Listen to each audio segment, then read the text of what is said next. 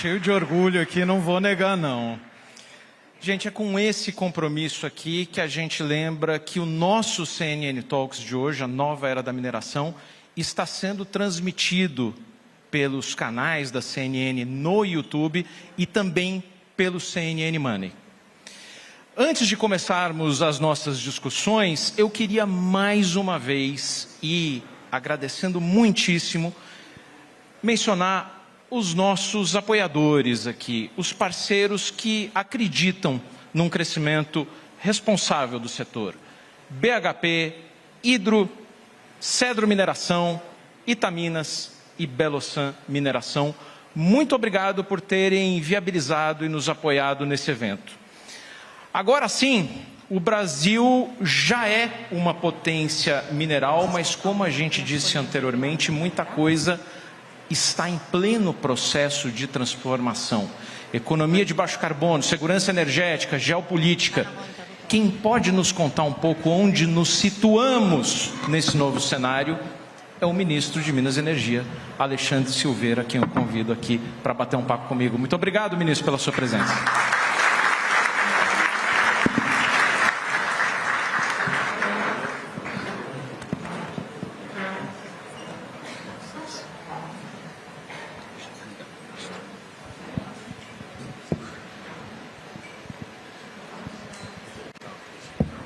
Antes uma água, ninguém é de ferro, né? Ministro, muito obrigado por ter vindo a São Paulo, ao CNN Talks. O João Vitor Xavier já mencionava, a gente está cansado de saber, eu em Brasília, testemunho como é complicado receber uma resposta de WhatsApp de um ministro de vez em quando, porque eles estão trabalhando duro. Obrigado por ter vindo. Agora, absolutamente inevitável, com a plateia que temos aqui, gente absolutamente qualificada e interessada em mineração, inevitável não começar com um assunto que interessa a esses interlocutores aqui diretamente. O projeto de lei 2780, lidado com tremenda maestria pelo deputado Arnaldo Jardim na Câmara dos Deputados, mas até agora sem andamento no Senado. Qual que é a perspectiva que nós temos na visão do governo? Mas eu queria emendar, ministro, e questioná-lo de forma absolutamente franca, com muito tato, muito cuidado, porque sei que o senhor e seus colegas estão trabalhando pelo que acreditam piamente ser o bem do país. Mas também estamos vendo uma série de críticas ao texto que acabou saindo, por necessidade, um conselho de políticas minerais estratégicos, que por muitos foi considerado um conselho um pouco intrusivo, com superpoderes, com algumas discricionariedades. Dá para mexer ainda? Dá para aperfeiçoar? Ou o que saiu da Câmara saiu devidamente redondo? Queria que o senhor trouxesse um pouco essa perspectiva de como sai do Senado e quando sai do Senado. Será que sai mesmo? Antes de mais nada, me permita a gente destacar a alegria de estar aqui nesta importantíssima emissora que leva a informação segura nesse momento onde realmente se questiona como se chega a informação ao povo brasileiro, esse momento transitório da internet, onde muitas vezes as informações são distorcidas, em especial cometendo às vezes até de forma criminosa, através das fake news, informações que agridem as famílias, agridem as pessoas e muitas vezes distorcem a realidade. Então é uma alegria muito grande estar num canal sério, onde tem jornalistas como Thaís, como você, que levam informação de forma segura, e tem gente para poder cobrar, que é a justiça brasileira, daqueles que acedem ao seu trabalho de informação. Cumprimentar, aproveitando aqui, dois grandes homens públicos, um, para a minha alegria, conterrâneo, que deixa a vida pública e é emprestado à iniciativa privada, meu amigo João Vitor Xavier, que eu tenho absoluta certeza que o seu coração anda dividido entre aquilo que ele fez por Minas Gerais como deputado estadual durante vários mandatos, mas também esse talento tão grande do jornalismo brasileiro, e eu tenho certeza que no jornalismo vai poder prestar grande serviço à sociedade brasileira. Cumprimentar todo o setor mineral do país e aqui dizer que não há como, de forma sã, não se destinar ou se acreditar no setor produtivo nacional. Até porque Deus nos deu em abundância as riquezas. O Brasil tem como nenhum outro país do mundo. E eu digo porque tive a oportunidade como ministro de Estado, mineirinho matuto que sou, que não gostava sequer de viajar para o exterior. Prefiro a roça de Minas Gerais, prefiro o interior de Minas, mas tive que, por ócio do ofício, fazer 43 viagens internacionais, 27 com o presidente Lula, viagens importantíssimas para conhecer da geopolítica nacional, poder atrair investimentos para o setor elétrico, petróleo, gás e biocombustível, e não foram poucos. Só nos leilões de linha de transmissão, que foram de 23 até agora 100 bilhões de reais, 50 bilhões de reais foram investimentos da State Grid, a empresa chinesa que tem estatal, que tem grande relação com o Brasil, e outros investimentos tantos que eu poderia citar aqui, mas vou focar no setor mineral, cumprimentando todo o setor, em nome também, como fez o João Vitor Xavier, de uma mulher brilhante, que representa tão bem uma das maiores companhias do país, que é a Anglo Gold, a nossa querida Ana Sanches, presidente do Conselho do IBRAM. Em nome dela, estendo cumprimentos, inclusive ao setor mineral, que em abundância está no meu estado, Minas Gerais, no nosso estado, João Vitor, no Pará, na Bahia e em tantos outros estados. E eu queria aqui também, cumprimentando também esse que conheço desde 2007, foi meu colega parlamentar, fomos deputados federais juntos, inclusive no mesmo partido, no PPS, onde eu me elegi 2 vezes no número 23, e convivemos na Câmara dos Deputados, e eu sei do seu brilhantismo, e agora tive a oportunidade de fazer tão relevantes parcerias, que é esse que também deixa a vida pública, mas eu tenho absoluta certeza que com sua experiência e ainda com o tempo que tem até o final do ano, vai deixar esse importante projeto, que eu discordo que ele excedeu nos poderes que outorgou ao que nós chamamos Conselho Nacional da Política de Minerais Críticos e Estratégicos, e o Arnaldo Jardim deu a nomenclatura de Conselho de Industrialização de Minerais Críticos e Estratégicos, que é o que nós queremos para o Brasil, implementar e defender a soberania nacional, e esse projeto trouxe esse espírito, até porque por nós, no advento dos minerais críticos, aqueles que nós precisamos muito, temos necessidade e não temos, às vezes, em condição, ou por não termos condição de explorá-los, ou por não termos aqui no Brasil, como é o caso do potássio. O Brasil, que é um país da produção de alimentos, é o país do agronegócio, da agricultura familiar, nós somos conhecidos como celeiros de alimentos do mundo, e hoje eu tive a alegria de participar do lançamento do Plano Safra, o quarto maior, pela 4ª vez, o maior Plano Safra do Brasil, junto com o vice-presidente Geraldo Alckmin e com o ministro da Agricultura André de Paula, e falávamos de Autazes.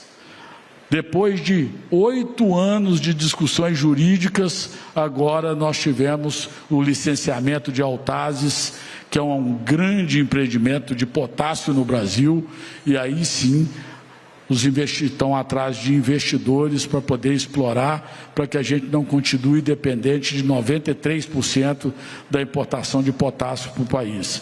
Esse projeto outorga a esse Conselho, Richard, exatamente aquilo que a gente precisa.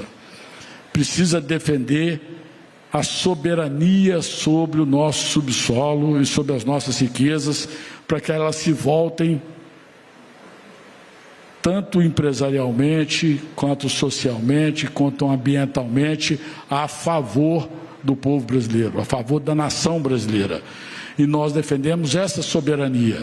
Nós não queremos e não podemos deixar que nos minerais críticos e estratégicos, principalmente os minerais de transição. Nós sabemos que nós temos uma demanda infinita por cobre hoje. O cobre hoje tudo que nós produzíssemos, nós teríamos mercado internacional e até nacional, que nós sequer temos aqui a industrialização suficiente do cobre para a transição energética no Brasil. E o mundo requer tanto cobre, nós somos a 12ª potência de cobre do mundo.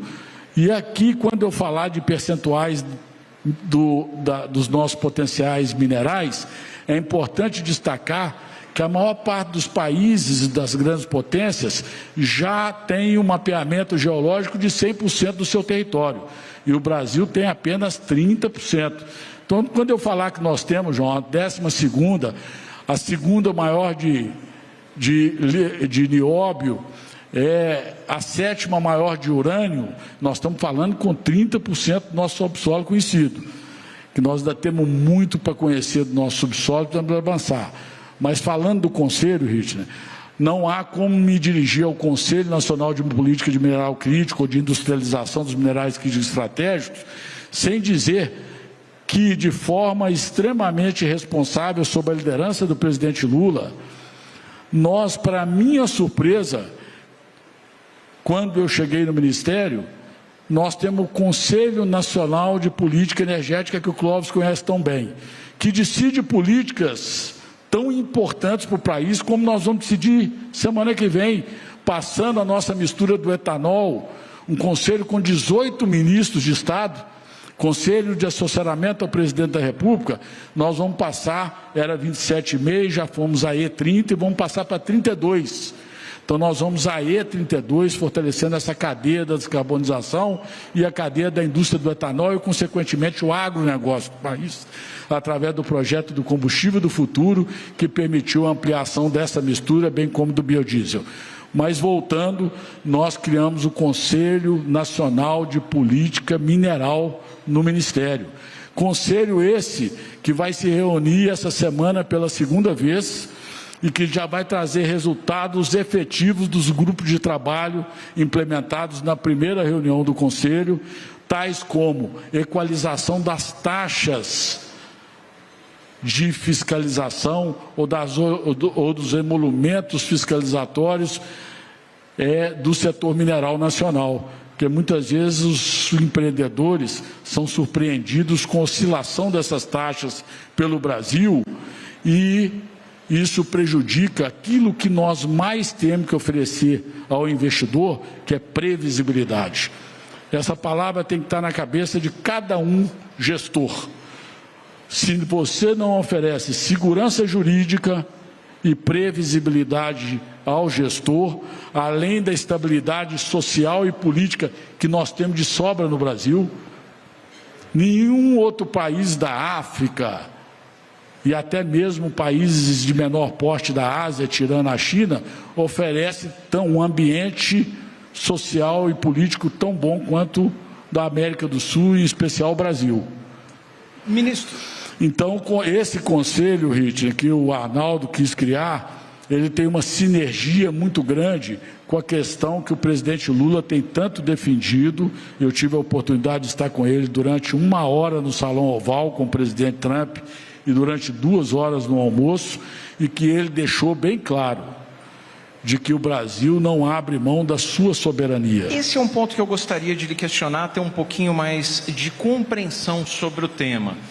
Outro dia, o embaixador responsável no Itamaraty por essa área de energia e minerais dizia que nós já recebemos uma, palavras dele, enxurrada de propostas de potenciais parceiros que se interessam por algum tipo de associação com o Brasil. A gente também discutiu, em um dado momento, um acordo sobre minerais críticos com os Estados Unidos. Isso ainda é possível ou, de alguma forma, as negociações foram tumultuadas por outros fatores? Essa é a grande diferença do Brasil. Em especial, me permitam, sem nenhuma paixão, mas com muito pragmatismo, dizer da importância do presidente Lula à frente da nação brasileira. Eu andei com o presidente Lula pelo mundo inteiro e pude ver o líder respeitado que ele é.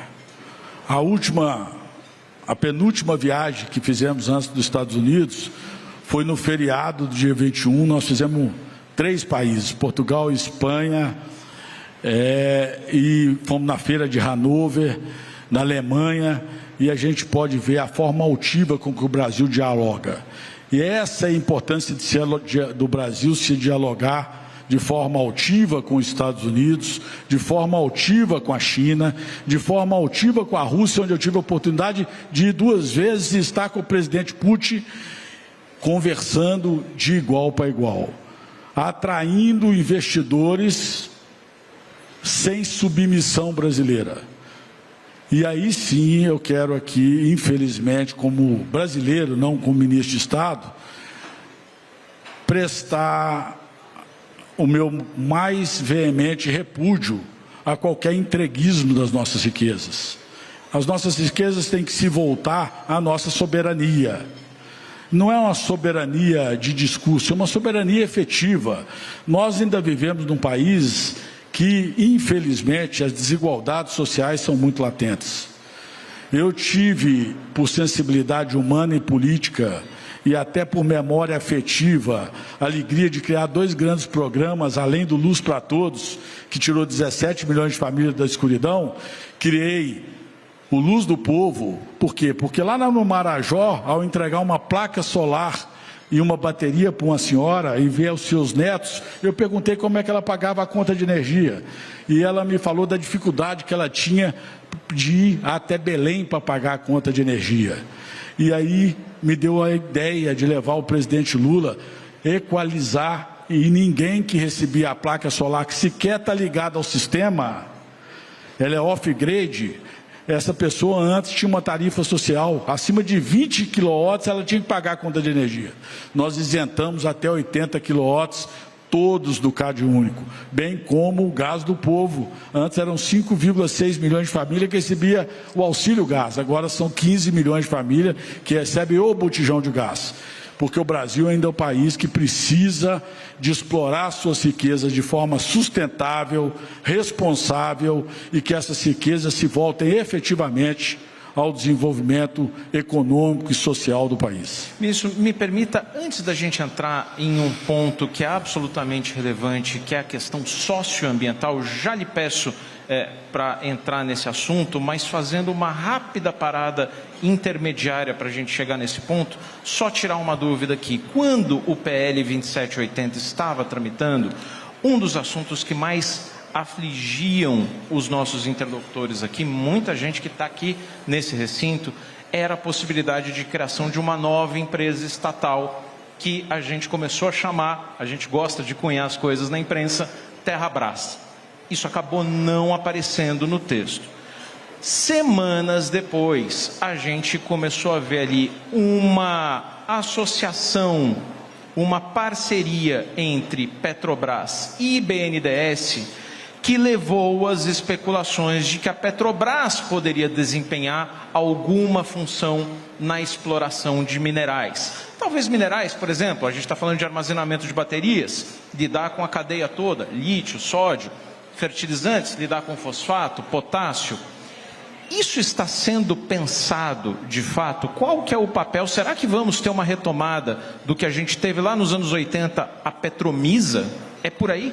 Primeiro que quem conhece o presidente Lula sabe que, mesmo se o Congresso Nacional, com a sua independência, viesse por esse caminho que foi apresentado por um deputado do PT, o presidente Lula jamais cometeria vamos dizer, esse caminho ou essa contramão da história que seria pensar em privatização dos nossos minerais críticos, estratégicos, ou de qualquer setor produtivo que precisa da liberdade econômica e de segurança, como eu disse, jurídica, social, política e previsibilidade, que é o que nós mais buscamos nesses 3 anos e meio, dar previsibilidade ao investimento, investir inclusive naquilo que fica nos bastidores, mas é importante aqui nesse fórum destacar. Depois da criação da ANM em 2016, foi o período de maior reestruturação ainda muito aquém daquilo que ela tem o dever legal de cumprir. Ela ainda é uma agência bem aquém, eu quero aqui reconhecer, em termos de pessoal, em termos de mão de obra, em termos de tecnologia, mas nunca houve-se tanto investimento na ANM, concurso público, requalificação dos quadros, isonomia salarial entre os seus membros e os membros das outras agências reguladoras. Os da ANM ganhavam muito menos. Então, R$1 bilhão de um acordo, e eu quero aqui, como mineiro, eu não posso deixar de destacar, até porque a palavra compromisso, para mim, é algo que me toca muito forte. E um dos compromissos que eu fiz na minha posse foi de que eu não deixaria de ser ministro de Energia sem, no mínimo, reparar os danos materiais e ambientais dos 2 acidentes que tanto machucaram a alma dos mineiros, dos brasileiros, que foi Brumadinho e Mariana. E nós fizemos um acordo, e numa semana histórica para o Brasil e muito triste para nós.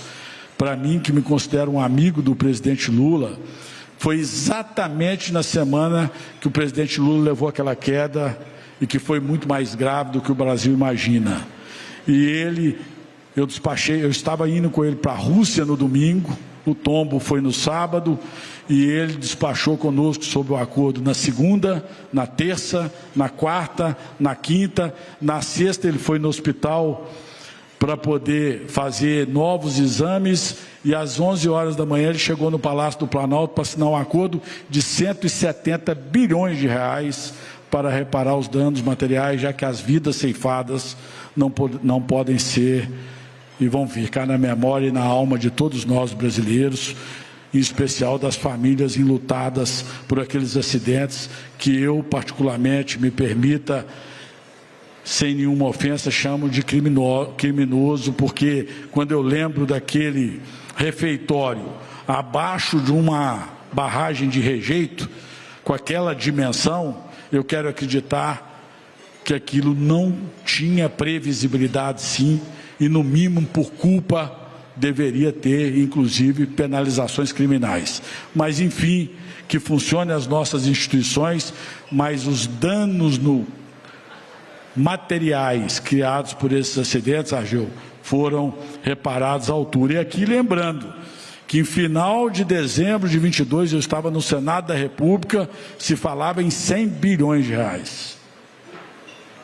Nós conseguimos R$170 bilhões em 20 anos e R$1 bilhão para a ANM, para a reestruturação dessa agência tão importante para a regulação do setor mineral do país. A gente vai ter um painel especificamente sobre isso, ministro. É ótimo que o senhor traga isso, mas puxando aqui de novo o senhor para essa conversa, para essa pergunta, a Petrobras pode cumprir o papel que se pensou que fosse para a Terrabras? Olha, é completamente distinta a posição da Petrobras de uma empresa pública que seria a Terrabras.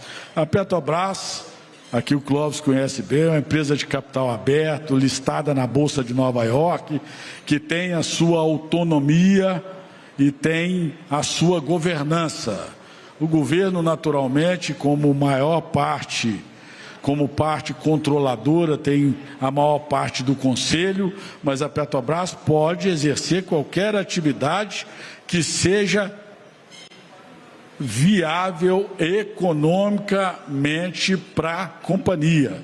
É uma empresa listada na Bolsa de Nova York e, portanto, ela toma suas decisões com a maior autonomia, respeitada apenas aquilo que a gente sempre cobra do Conselho, e não dos nossos conselheiros. Naturalmente, não da diretoria executiva, que deve ter toda a liberdade de tocar a empresa e apenas prestar contas ao Conselho e, consequentemente, aos seus acionistas. Mas a gente sempre cobra do Conselho que a visão da Petrobras deve ter um cunho constitucional, que é toda empresa ter responsabilidade social. Nada mais do que isso. Ministro. No resto, a Petrobras, ela pode sim tomar essa decisão. Isso não é decisão de governo. A companhia tem uma responsabilidade sobre os recursos que ela administra dos investidores. Ministro, eu considero que a minha função aqui hoje, na sua frente, é absolutamente ingrata.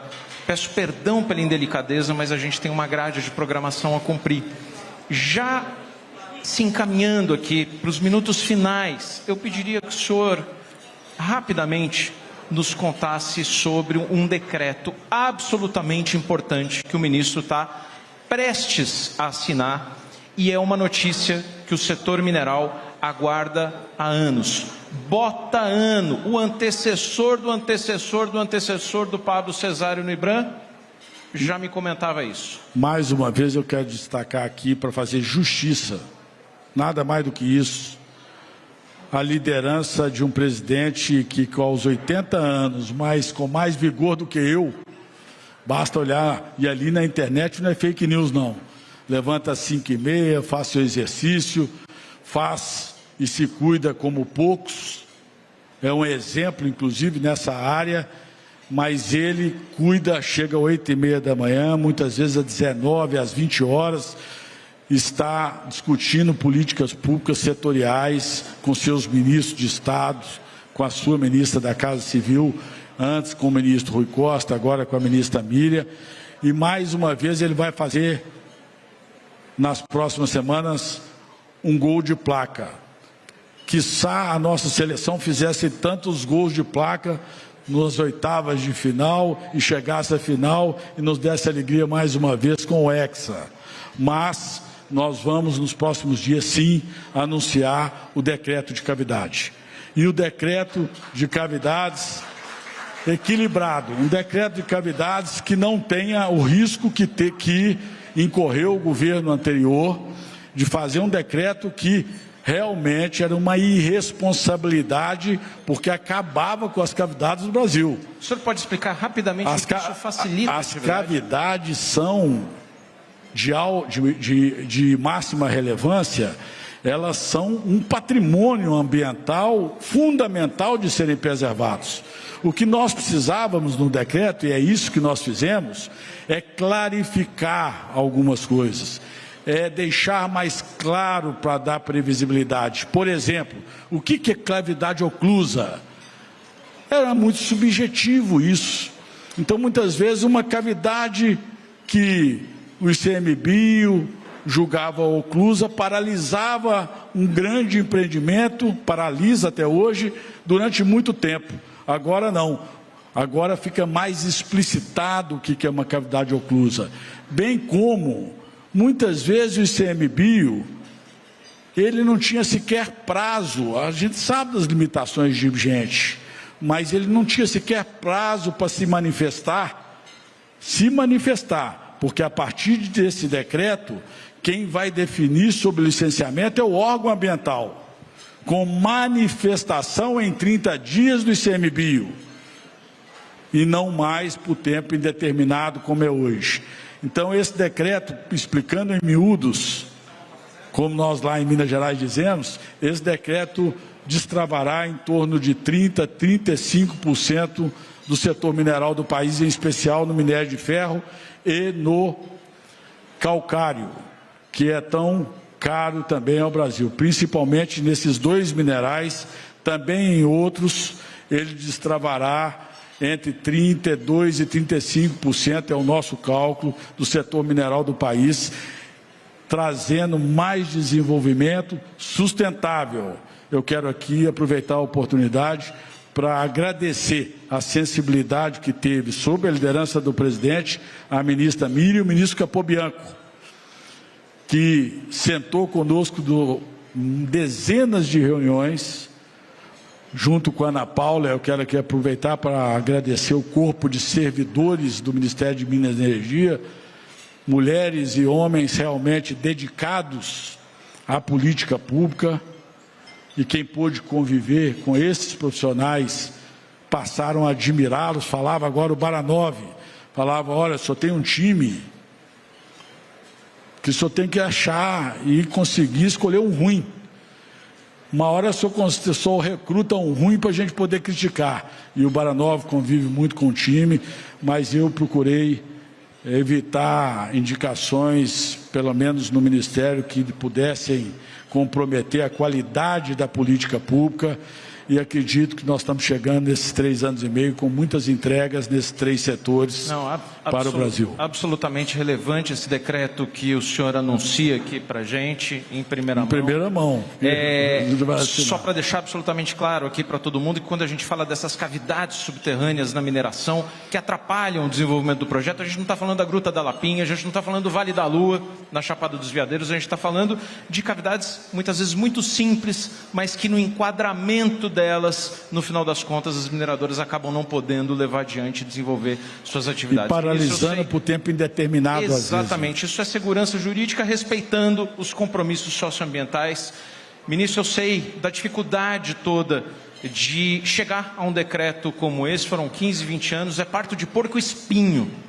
Parabéns pelo nascimento do Porto Espinho. Muito obrigado pela sua presença aqui, ministro do CNN Talks. É um prazer tê-lo aqui. Muito obrigado.